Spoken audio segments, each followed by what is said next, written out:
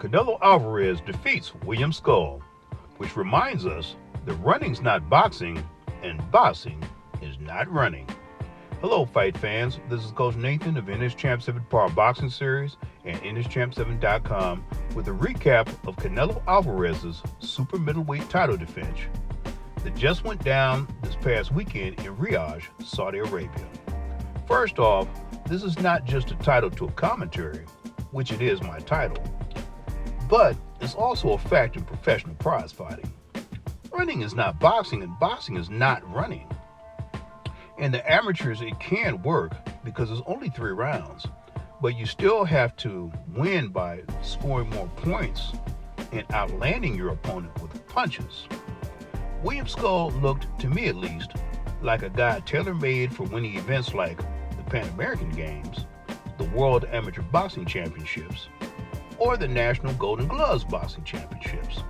And by the way, those of you who haven't been around boxing for a long time, I challenge you to do some research on some of the most successful amateur boxers over just the last 45 years. Most did not become champions or sustain a lengthy championship reign if they did win because to slap and run or stab and grab. Now, stab and grab means you stick a jab out there, and the moment your opponent gets into close range, you hold because you either can't fight on the inside, won't fight on the inside, or are afraid to fight on the inside, like Devin Haney this past weekend against Jose Ramirez. Now, this is not all amateur boxing because there are guys who've achieved greatness in the amateur ranks and then with the help of outstanding pro trainers, combined with their determination and dedication, became great pro champions as well. But a lot of fans and boxing pundits, meaning managers, trainers, promoters, former champions, and former boxers alike, they're really ticked off by not only what Schull did, but because of some of the other matches witnessed this past weekend. It looked like guys just happy to go the distance and receive that fat check. The problem is, that's not what the promoters are paying these huge fight purses to display.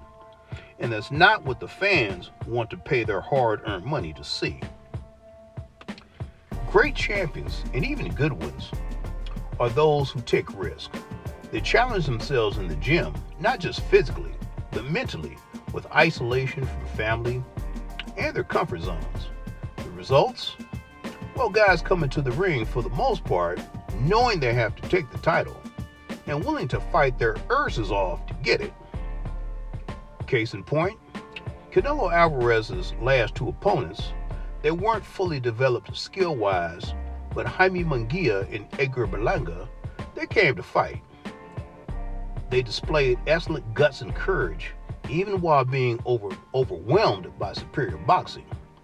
And that's what the fans want to pay to see, because it's extraordinary. It's beyond the average, it's beyond the boring and the mundane. The frustrating part with William Schull is that he looked as if he had the potential to fight harder, plant his feet, and land some fast combinations, but instead chose to run. Even in the later rounds, the championship rounds, when you'd think he'd want to impress the judges with some type of aggression. And then, with his oddball dodgeball tactics by throwing his arms in the air, when Canelo landed a body shot rather than stepping in and counter.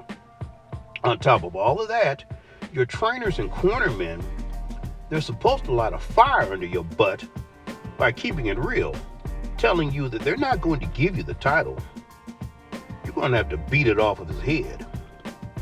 And I don't know if I've ever seen a more happier loser than William Schull in a professional world title fight. Hey folks, this is not just one trainer's opinion either.